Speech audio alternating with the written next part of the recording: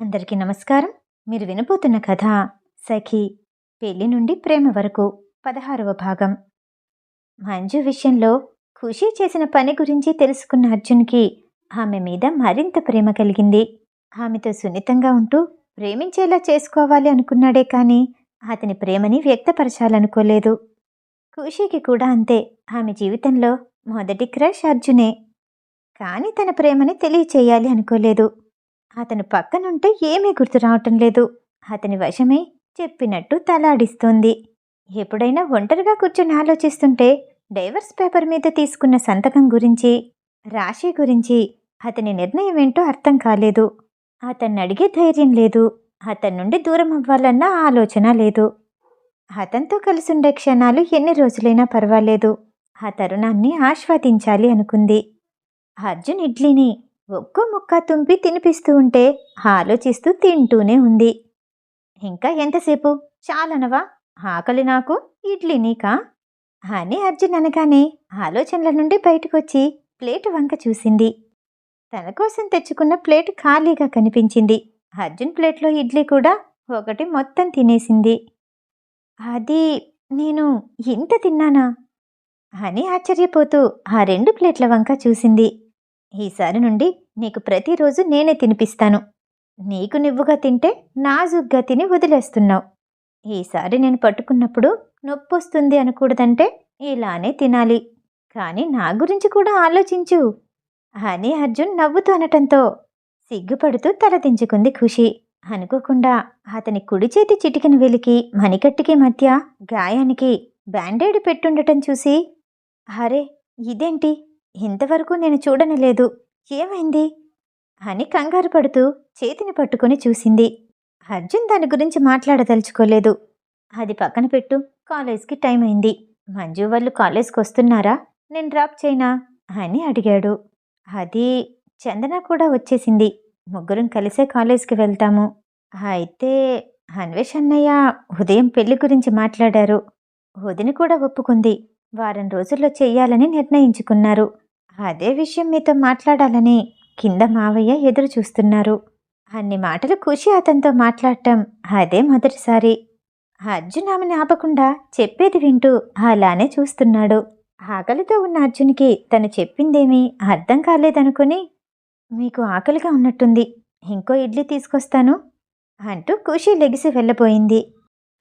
అదేం వద్దు, నువ్వు మాట్లాడుతూ ఉంటే వినాలనిపిస్తుంది.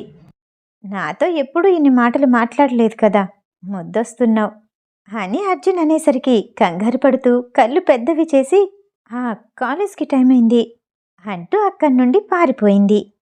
అర్జున్ గదిలో నుండి ఖుషి సంతోషంగా బయటికి రావటం, అర్జున్ తీరిక సమయాలలో ఖుషి గురించి ఆలోచిస్తూ ఉండటం, ఇవన్నీ గమనించిన అన్వేష్కి ఇద్దరికి ఒకరంటే ఒకరికి ప్రేమ ఉంది కానీ వ్యక్తపరుచుకోవట్లేదు అని అర్థమైంది. ఏం చెయ్యాలని ఆలోచించిన అన్వేష్కి ఎలాంటి ఆలోచన తట్టలేదు. వెంటనే మంజు గదిలోకి వెళ్ళాడు.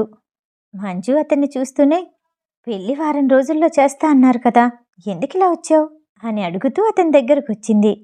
అన్వేష్ ఆమెని తల మీద చిన్నగా ముట్టి, నీకెప్పుడు అదే ఆలోచన?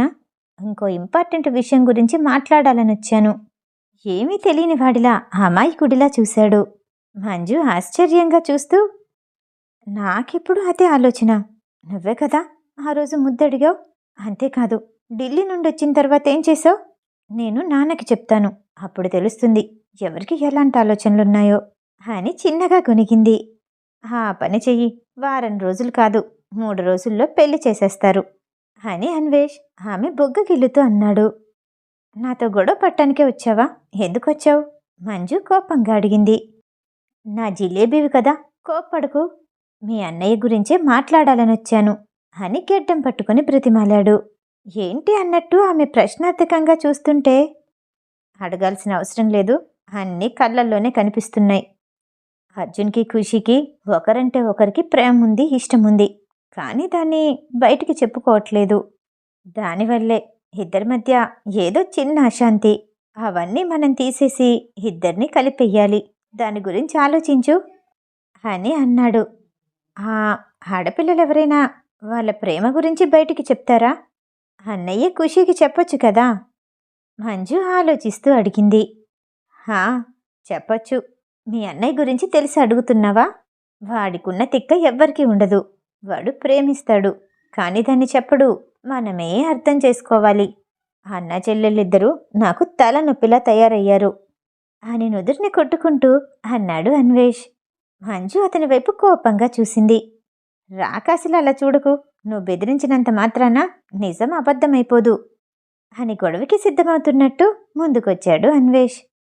మంజు 2 చేతులు జోడించి, మహాప్రభో, ఏం చెయ్యాలో మేం చూసుకుంటాం. ఖుషీ ఫ్రెండ్ వైష్ణవి ఉంది కదా, వాళ్ళతో మాట్లాడతాను. ఏదో ఒక సలహా ఇస్తారు. నువ్వు వెళ్ళి ఇంకా ఆఫీస్కి అంటూ అతని వీపు మీద 2 చేతులు వేసి బలవంతంగా నడిపిస్తూ ముందుకు తోసింది. ఓకే, నేను ఆఫీస్కి వెళ్తాను. అప్డేట్స్ ఇస్తూ ఉండు. అన్వేష్ చెప్పి టిఫిన్ తినేసి ఆఫీస్కి బయలుదేరాడు. ఆ రోజు మధ్యాహ్నం వేళ అర్జున్ ఆఫీస్లో ఉండగా బిజినెస్ మీటింగ్కి వెళ్ళిన అన్వేష్ అర్జున్కి ఫోన్ చేసి, మచ్చా, నేనిక్కడ మీటింగ్లోనే ఉన్నాను. మోడల్స్ అందరూ వచ్చారు, కానీ రాశి ఇంకా రాలేదు అని చెప్పాడు. విజయ్ కనుబొమ్మలు ముడిచి, ఇవాళ మోడల్స్ అందరికీ మీటింగ్ ఉందని ఆమెకి తెలీదా? ఇప్పుడు ఇలాంటి సమయంలో ఫోన్ ఎందుకు స్విచ్ ఆఫ్ చేసుకుంది అని రాశికి ఆఫీస్ ఫోన్ నుండి కాల్ చేయటానికి ప్రయత్నిస్తూనే అన్నాడు అర్జున్. అదే అర్థం కావట్లేదు. నేను చాలాసార్లు ఫోన్ చేశాను, స్విచ్ ఆఫ్ వస్తుంది. మొన్న ఆమె ముంబైలో ఉన్నప్పుడు అశోక్ కలిశాడని ఇన్ఫర్మేషన్ వచ్చింది. ఏదేమైనా మనం కొన్ని రోజులు రాశిని గుప్పెట్లో పెట్టుకోవాలి అని అన్వేష్ చెప్పాడు. అశోక్ గడు చివరి నిమిషం వరకు ఇలా ప్రయత్నిస్తూనే ఉంటాడు. ఇక నుండి రాశి ఎవ్వరిని కలవకుండా ఏదైనా ఏర్పాటు చెయ్యాలి అని చెప్పి అర్జున్ కాల్ కట్ చేశాడు. అదే రోజు మధ్యాహ్నం ధనుంజయ్, లక్ష్మి అన్వేష్ కోరిక మీద అతని పెళ్లి గురించి రాజారాం మాస్టర్ని పిలవటానికి వాళ్ళ ఊరెళ్ళారు. ఇంటి ముందు ఆ ఇద్దరిని చూడగానే సంతోషంగా లోపలికి ఆహ్వానించారు రాజారాం మాస్టర్. ఆ ఇద్దరిని పార్వతికి పరిచయం చేయగానే కిచెన్లోకి పరిగెత్తుకుంటూ వెళ్ళి కాఫీ చేసి తీసుకొచ్చి, మిమ్మల్ని చూడటం చాలా సంతోషంగా ఉంది. మీ ఇంట్లో మా ఖుషి ఎలా ఉంది అని ఉత్సాహంగా అడిగింది. అమ్మాయే కాదు, ఆ అమ్మాయి గుణం కూడా మహాలక్ష్మిలానే ఉంది. మా ఇంటి కోడలవ్వటం ఆ దేవుడిచ్చిన వరం అనుకోవాలి. లక్ష్మి కాఫీ అందుకుంటూ చెప్పింది. మీ స్నేహితుడు పుంగనూరులో ఉన్నారు కదూ, అతన్ని కూడా కలవాలనుకుంటున్నాము. వెళ్ళేటప్పుడు అడ్రస్ ఇవ్వండి, కలిసి వెళ్తాము అని ధనుంజయ్ అనగానే, ఆ ఊరికి వెళ్ళాలంటే చాలా ప్రయాస పడాల్సి వస్తుంది. అది మీరొస్తున్నారని ఫోన్ చేయగానే వాడికి ఫోన్ చేసి రమ్మని చెప్పాను. దగ్గరలోనే ఉండుంటాడు, వచ్చేస్తాడు అని రాజారాం మాస్టర్ చెప్పారు. మా అమ్మాయి మంజుకి మా చెల్లెల కొడుకు అన్వేష్కి పెళ్లి చేద్దామనుకుంటున్నాం. నిజానికి సంవత్సరం తర్వాత పెళ్లి చేద్దామనుకున్నాం. కానీ పిల్లలిద్దరూ ఏమనుకున్నారో, ముహూర్తాలు త్వరగా ఉంటే చూడమన్నారు. మంచి ముహూర్తం మరో వారంలో ఉందన్నారు. సమయం చాలా తక్కువ ఉంది. దగ్గరుండి చేయించాల్సిన పనులు చాలా ఉన్నాయి. ఎందుకో తెలీదు, అన్వేష్ ముందుగా ఈ పెళ్లి విషయం మీకే చెప్పమన్నాడు. మిమ్మల్నే ఆహ్వానించమన్నాడు. మొదటి నుండి ఖుషీని తన సొంత చెల్లెల్లానే చూసుకుంటున్నాడు. మాకు కూడా అదే మంచిదనిపించింది, అందుకే అనుకోకుండా బయలుదేరాము అని ధనుంజయ్ చెప్తూ ఉండగానే గ్రామాధికారి వచ్చాడు. నమస్కారమండి, మిమ్మల్ని మొదటిసారి చూస్తున్నాను. కొంచెం ఆలస్యమైంది, క్షమించాలి అంటూ వడివడిగా నడుచుకుంటూ వచ్చి రాజారాం మాస్టర్ పక్కన కూర్చున్నాడు. పర్వాలేదు, నిజానికి మేమే మీ దగ్గరికి రావాలి, కానీ మీరే ఇలా వచ్చారు అంటూ వాళ్ళెందుకొచ్చారో విషయమంతా చెప్పాడు ధనుంజయ్. వారికి ఇంత విలువిచ్చినందుకు గ్రామాధికారికి సంతోషంగా అనిపించింది. ఏమీ అనుకోకండి, మా ఊరు దాటి బయటికి రావటం నాకు తెలీదు. ఏదైనా నా జీవితం అక్కడే అలా సాగిపోతుంది. పిల్లలిద్దరికీ పెళ్ళైన తర్వాత ఎవరినైనా పంపించి మా ఊరికి ఆహ్వానిస్తాను. ఇలా అంటున్నందుకు క్షమించాలి. మా ఖుషి ఎలా ఉంది అని అడగాల్సిన అవసరం లేదనుకుంటా. మీరిక్కడి వరకు వచ్చారంటేనే అర్థమవుతుంది తను సంతోషంగా ఉండుంటుందని అని గ్రామాధికారి ఆ ఇద్దరిని చూస్తూ నవ్వుతూ అన్నాడు. లక్ష్మి మాట్లాడుతూ, మాకు ఖుషీ కథం గురించి రాజారాం మాస్టర్ గారు చెప్పారు. అయితే వాళ్ళ అమ్మగారికి సంబంధించిన ఫోటోలు ఏవైనా ఉన్నాయా? అంత లక్షణమైన పిల్లని మాకు అందించినందుకు ఒకసారి చూడాలనుంది అని అంది. గ్రామాధికారి కాసేపు ఆలోచించి, మాది చాలా చిన్న పల్లెటూరు. ఫోటోలంటూ ఏవీ లేవు. ఒకవేళ ఖుషీ దగ్గరే ఉన్నాయేమో అని అన్నాడు. రాజారాం మాస్టర్ కల్పించుకొని, వాళ్ళమ్మ గాయత్రి చనిపోయిన తర్వాత భర్త చనిపోయాడని చెప్పింది.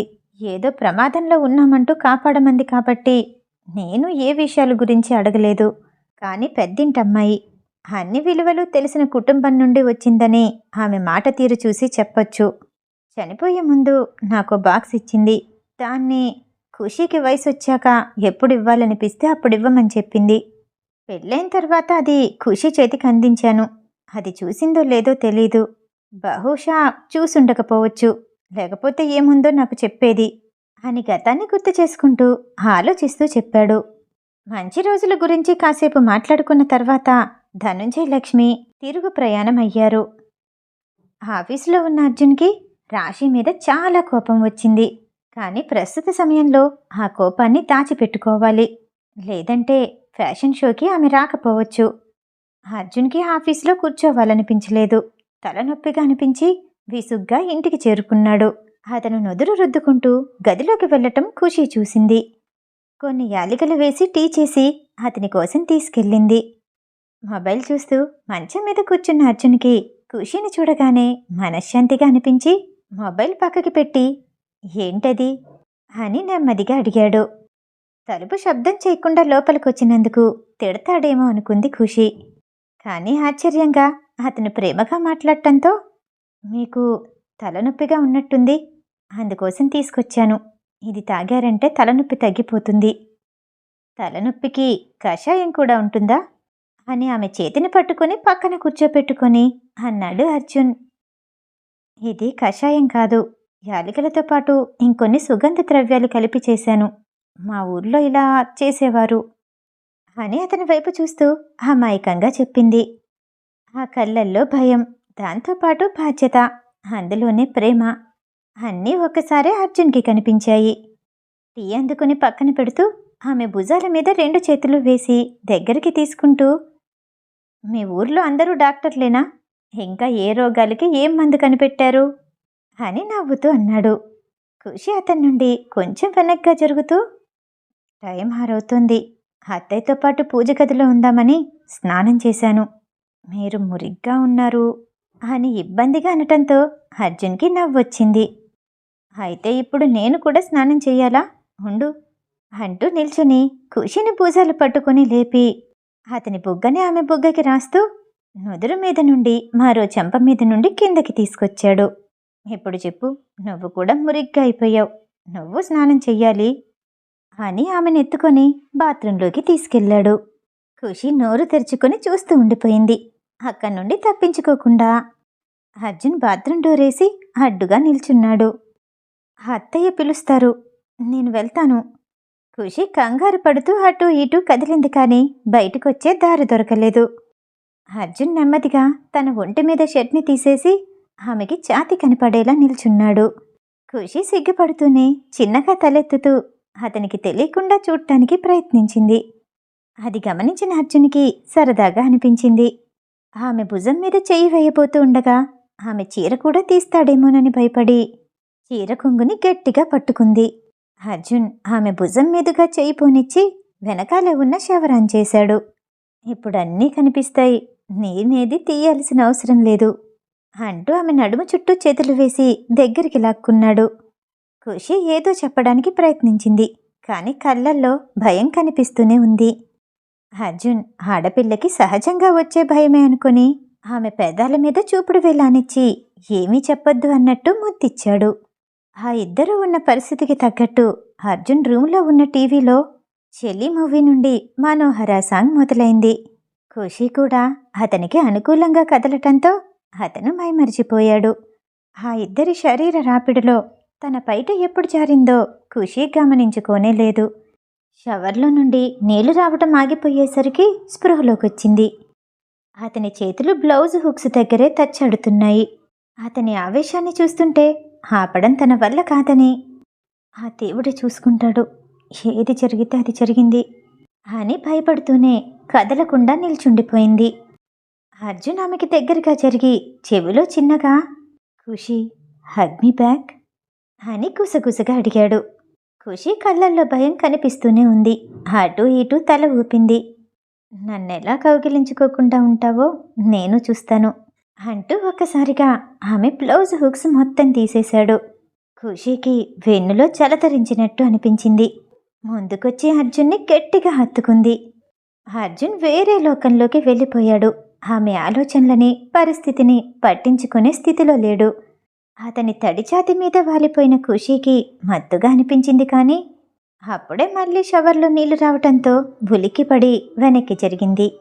అంత దగ్గరైన తర్వాత ఆమె దూరాన్ని అర్జున్ తట్టుకోలేకపోయాడు. కోపంతో బాత్రూమ్ డోర్ తీసుకుని వెళ్ళబోతూ ఉండగా, నిజంగానే నాకు పీరియడ్ స్టార్ట్ అయింది, అది కూడా ఇప్పుడే అని కన్నీళ్లు కారుస్తూ భయంగా చెప్పింది. మళ్ళీ అదే అబద్ధం చెప్తుందని అర్జున్ కోపంగా వెనక్కి తిరిగేసరికి తన ఒంటి మీద నుండి జారుతున్న నీళ్లు కాళ్ళ దగ్గర ఎర్రగా కనిపించాయి. అర్జున్ మనసు చివుక్కుమంది.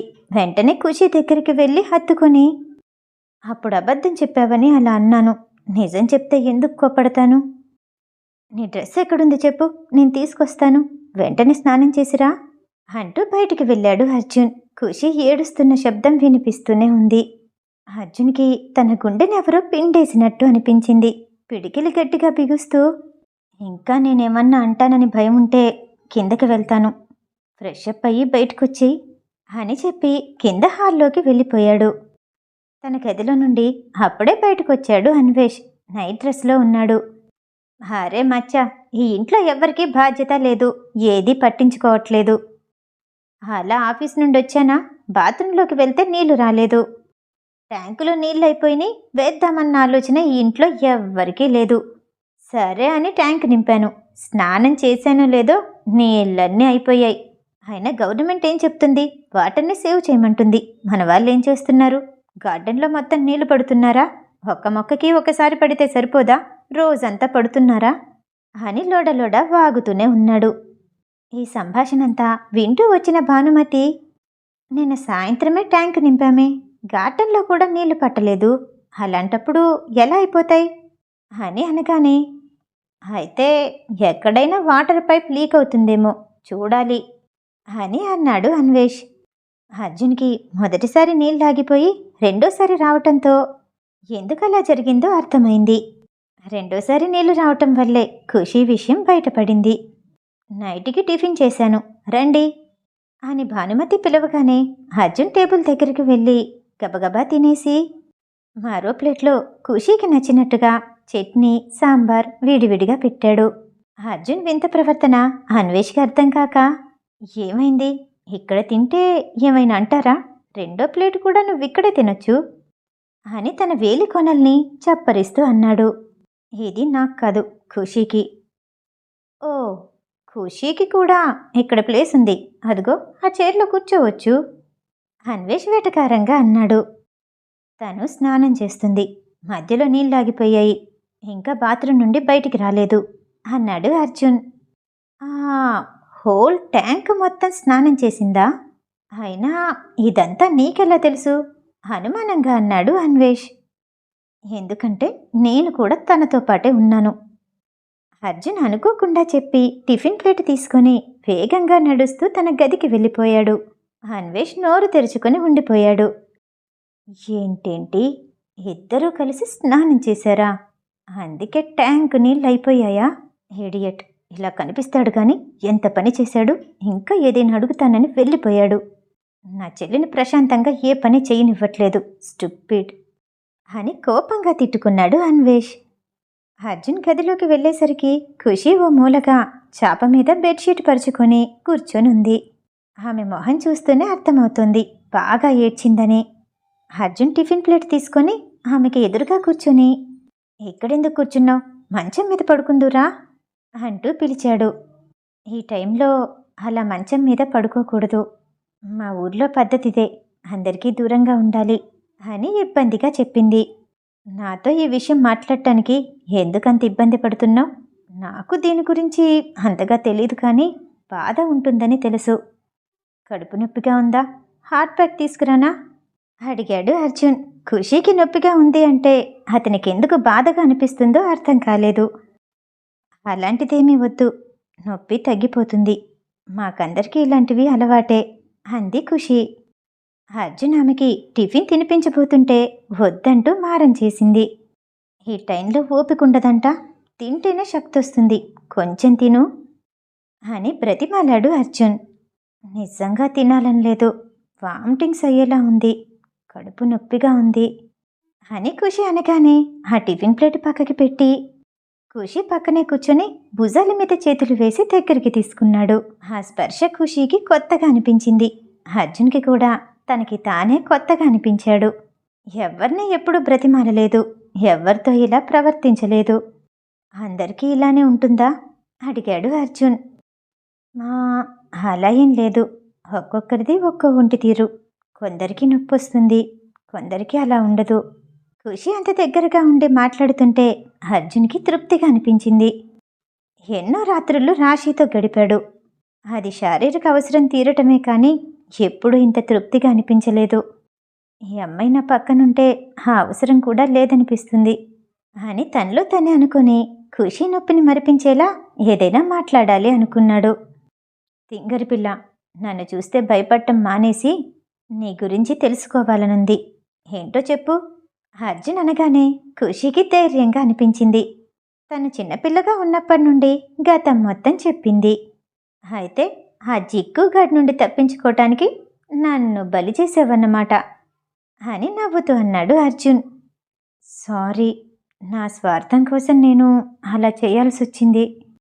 ఆమె చుట్టూ చేతులు వేసి తన మీదకి లాక్కుంటూ, వాడు నాకు మంచి చేశాడు, వాడిని తిట్టకు, ఇంత చక్కని భార్య నాకు దొరికింది, నా జీవితంలో తృప్తి అంటే ఏంటో తెలియకుండా బ్రతికేసేవాడిని అంటూ ఆమె ముక్కుని పట్టుకొని అటూ ఇటూ తిప్పుతూ అన్నాడు.